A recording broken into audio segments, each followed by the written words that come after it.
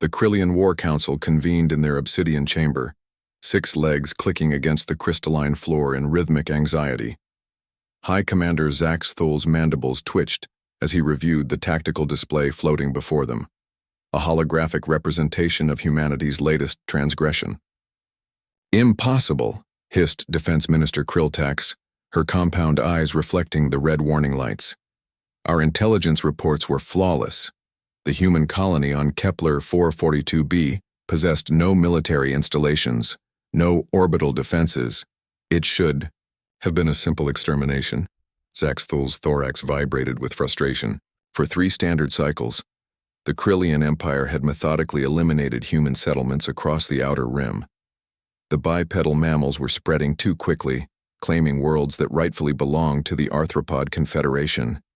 Each previous assault had proceeded according to calculation: overwhelming force, swift annihilation, territorial acquisition. This time had been different. "Show me the combat recordings again," Zax Thul commanded. The hologram shifted, displaying their pride, the Devastator-class planetary bombardment ship Eternal Mandible, measuring 40 kilometers in length, bristling with plasma cannons and antimatter torpedoes. It represented the pinnacle of Krillian military engineering. No species in the known galaxy possessed sufficient firepower to challenge such a vessel. The recording commenced. The Eternal Mandible emerged from hyperspace, its sensors immediately detecting the human settlement nestled in a temperate valley. Initial scans confirmed the intelligence. Approximately 50,000 colonists, basic agricultural infrastructure, minimal technology.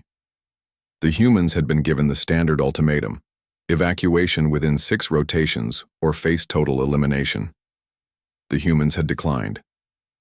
Biological scan indicates they possess no military vessels in orbit, reported Tactical Officer Vixran, reviewing the archived data. No defensive platforms, no shield generators. They requested additional time to consider our generous offer. "And then?" Zax Thul prompted, though he had witnessed this recording 17 times. "We deployed the Omega-class siege cannon." The holographic display zoomed to show the massive weapon extending from the Eternal Mandible's forward hull. The siege cannon represented their ultimate achievement in destructive capability, a focused antimatter beam capable of cracking continental plates.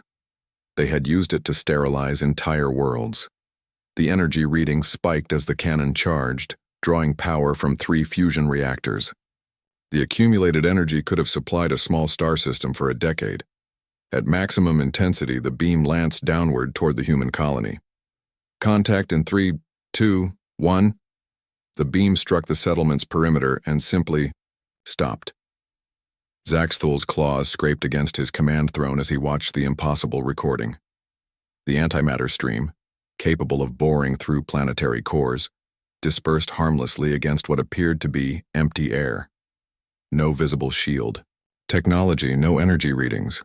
The humans had somehow negated their most powerful weapon through unknown means. "Analysis report," he demanded. Science advisor Nix Vell skittered forward, her datapad trembling in her manipulator appendages. "Our xenobiology department has been studying human physiology extensively. They possess several unusual characteristics." "Explain." "Humans evolved on a death world, High Commander. Gravity nearly twice our standard, an oxygen-rich atmosphere that would ignite most known materials, and a predator ecosystem that required constant vigilance. Their neural architecture developed multiple redundancies, what they term fight-or-flight responses that operate beyond conscious thought." "Irrelevant," Kriltax interjected. "No evolutionary adaptation can deflect antimatter." "Perhaps not. Directly," Nixvell continued nervously. "But humans possess another trait we initially dismissed as primitive superstition. They call it intuition. The ability to perceive patterns and threats through mechanisms our science cannot quantify. Our psychological analysis suggests they often act on subconscious knowledge they cannot consciously explain." The recording continued. After their siege cannon failed, the Eternal Mandible had launched conventional bombardment. Fusion missiles, plasma strikes, kinetic penetrators. Each weapon system malfunctioned at the crucial moment, or mysteriously diverted from its trajectory. Then the human transmission arrived. "Unknown vessel," came a distinctly casual voice speaking accented standard Galactic. "Y'all seem to be having some technical difficulties up there. Need any help with those targeting systems?" Zach's Thul's mandibles ground together audibly. The voice belonged to someone named Jake Morrison, identified as the colony's sheriff, apparently a human peacekeeping position requiring no formal military training. "We are offering you one final opportunity to surrender," Zaxathul had transmitted. "We possess sufficient firepower to glass your entire continent." "Well, I appreciate the warning, neighbor," Morrison had replied. "But see, thing is, my daughter's got a school presentation tomorrow about local geology and my wife's garden is just starting to bloom. So we're going to have to pass on that evacuation offer." The recording showed what happened next. Morrison had emerged from the colony's administrative building carrying what appeared to be a primitive projectile weapon. Human intelligence files identified it as a hunting rifle, a chemical propellant device used for acquiring food from local fauna. He had assumed a prone firing position and aimed skyward. 40 kilometers, Tactical Officer Vixran reported with disbelief. "He targeted our ship from 40 kilometers altitude using iron sights. Morrison's first shot had somehow penetrated their primary deflector array. The second disabled their main sensor cluster. By the fifth shot, their entire weapons grid was offline. When he began targeting individual crew quarters through the hull plating, Zaxthul had ordered an emergency retreat. "Our metallurgists analyzed the projectile fragments," Nixville reported. "Standard lead core bullets propelled by chemical combustion. By all physics equations, they should have been vaporized by our shields before traveling 100 meters. Yet they pierced military-grade armor like it was tissue paper," Krilltax observed grimly.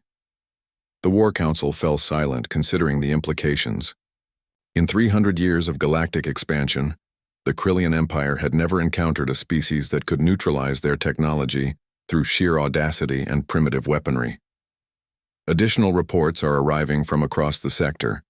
Communications Director Thixnall announced, "Similar incidents on Kepler 440c, Proxima Centauri b, and Gliese 6667cc. Human defenders armed with basic projectile weapons are systematically disabling our fleets." "How?" Zaxthul demanded. "Unknown, High Commander. Our tactical analysis indicates they should not be capable of such accuracy or penetration, yet they consistently target critical systems with impossible precision." Nixville consulted her datapad.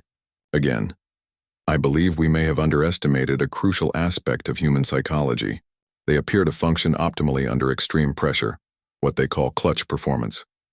The more desperate their situation becomes, the more effectively they respond." "You're suggesting they become more dangerous when threatened?" "Precisely. And there's another factor. Humans appear to possess an unusual relationship with probability. They consistently achieve statistically impossible outcomes through what they term luck, though our mathematical models suggest it may be quantum consciousness interfacing with reality in ways we don't understand." The holographic display shifted to show fleet positions across Krillian space. Red markers indicated damaged or destroyed vessels, all casualties of human target practice. "Recommendations?" Zaxthul asked reluctantly. The War Council exchanged uncomfortable glances. Finally, Krilltax spoke the words none of them wanted to acknowledge. "Perhaps we should consider diplomatic relations." Zaxthul's thorax sagged in defeat.